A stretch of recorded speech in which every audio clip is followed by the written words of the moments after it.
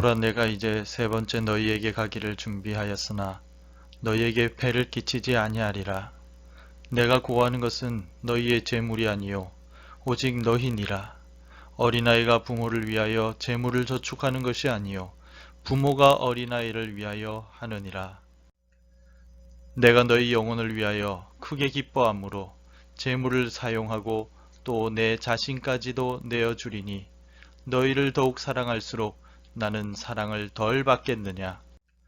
하여간 어떤 이의 말이 내가 너희에게 짐을 지우지는 아니하였을지라도 교활한 자가 되어 너희를 속임수로 취하였다 하니, 내가 너희에게 보낸 자 중에 누구로 너희의 이득을 취하느냐. 내가 디도를 권하고 함께 한 형제를 보내었으니 디도가 너희의 이득을 취하느냐. 우리가 동일한 성령으로 행하지 아니하더냐. 동일한 보조로 하지 아니하더냐. 너희는 이때까지 우리가 자기 변명을 하는 줄로 생각하는구나. 우리는 그리스도 안에서 하나님 앞에 말하노라. 사랑하는 자들아, 이 모든 것은 너희의 덕을 세우기 위함이니라.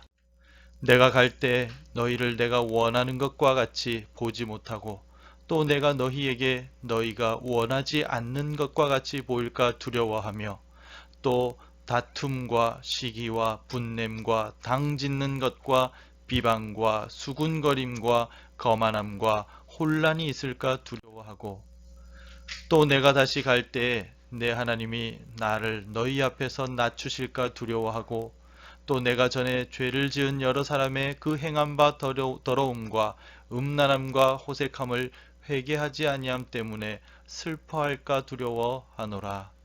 아멘.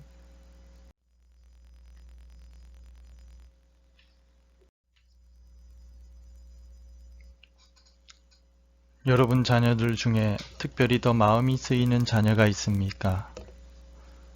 여러 이유로 더 신경 쓰이고 안타까운 생각이 드는 자녀에게는 하나라도 더 챙겨주고 싶은 것이 부모의 마음일 것입니다. 사도 바울이 여러 교회들 가운데 특별히 고린도 교회를 대하는 마음도 이와 같았습니다. 마게도냐 지방의 빌립보 교회에서는 헌금을 받았던 적도 있었지만 고린도 교회에서는 어떤 헌금도 받지 않았습니다.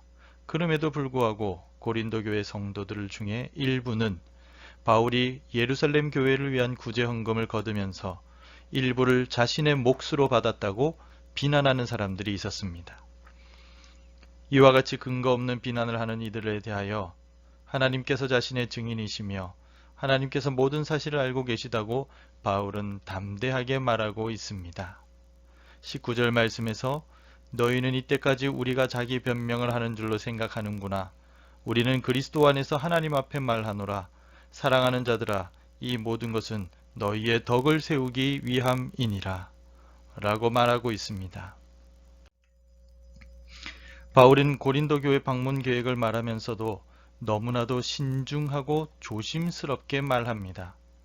고린도 교회는 바울이 개척한 교회이지만 폐를 끼치지 않으려고 노력한다고 13절, 14절에서 거듭 반복하고 있습니다. 왜 그렇습니까?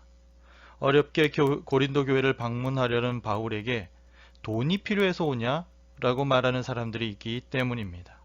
마치 딸의 집을 방문하려는 친정 어머니의 마음처럼 두근거리며 염려 가운데서 방문하려고 준비하고 있습니다. 교회는 이와 같이 조그만 일에도 서로를 오해하고 또 오해를 받기도 합니다. 우리는 작은 일에도 쉽게 상대방을 오해합니다. 이해하기보다는 오해하는데 더 익숙해 보이는 모습입니다. 상대방의 입장을 생각해 보지도 않고 먼저 화부터 내기도 합니다. 이러한 얄팍한 마음을 가진 우리와 고린도 교회 성도들 중에 일부에 대해서 사도 바울은 부모의 심정으로 바라볼 수밖에 없다고 말하고 있습니다. 한번 오해하기 시작한 사람을 이해시키는 것은 매우 어려운 일입니다. 왜냐하면 이미 마음과 귀를 닫았기 때문입니다. 자신을 오해하는 성도들에 대해서도 바울은 계속해서 사실이 아님을 밝히고 하나님께서 증인이시라고 강조하고 있습니다. 그런데도 여전히 바울을 의심하고 있습니다. 본문에서는 바울이 4가지 질문을 하며 자신의 방문 의도가 돈과 관련된 것이 아니라고 설명하고 있습니다. 17절에서 내가 보낸 사람들 중에 여러분을 속이고 착취한 적이 있습니까? 18절에서는 혹시 디도가 여러분의 이득을 취하였습니까? 또 우리가 동일한 성령으로 행하지 않습니까? 마지막으로 우리가 동일한 보조, 즉 동일한 방식으로 성령 안에서 서로 돕고 살아가고 있지 않습니까?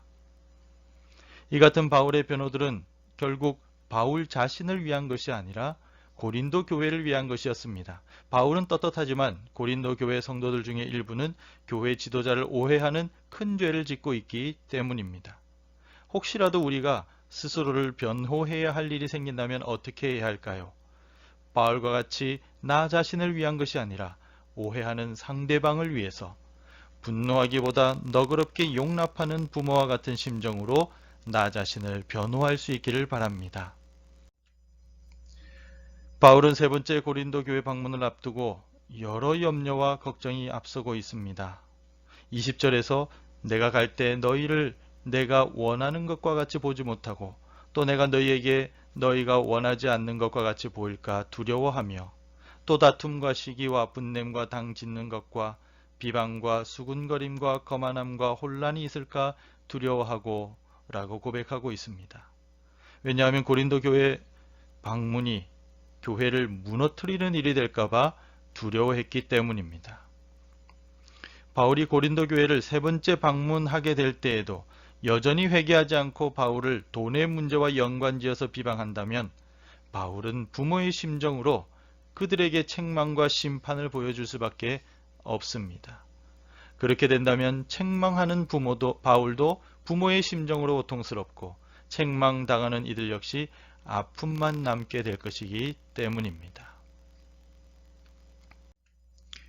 바울이 고린도 교회 방문에 앞서 염려하고 걱정하는 이유는 교회의 덕을 세우고 믿음 안에서 더욱 든든히 하기 위함입니다. 이러한 목적이 있었기에 부모의 심정으로 염려와 두려움 그리고 기쁨의 마음으로 고린도 교회를 방문하려고 합니다. 우리도 우리 교회를 바울과 같이 애틋한 마음과 따뜻한 염려를 가지고 바라보는 마음을 가집시다. 교회를 사랑하되 뜨겁게 사랑하고 교회를 세워가되 모두에게 기쁨이 되는 방향으로 세워가는 바울과 같은 일꾼들이 되시기를 바랍니다. 기도하겠습니다. 하나님 아버지, 우리에게 세워주신 귀한 교회를 기쁨과 충성의 마음으로 섬기게 도와주옵소서. 사랑의 마음으로 교회를 섬기며 열정을 가지고 충성하여 하나님의 기쁨이 되게 하여 주옵소서. 오늘도 어디에 있든 기도에 힘쓰게 하시고 주의 교회를 잊지 않고 기도하는 충성된 기도의 일꾼들이 되게 도와 주옵소서. 예수님의 이름으로 기도드립니다. 아멘.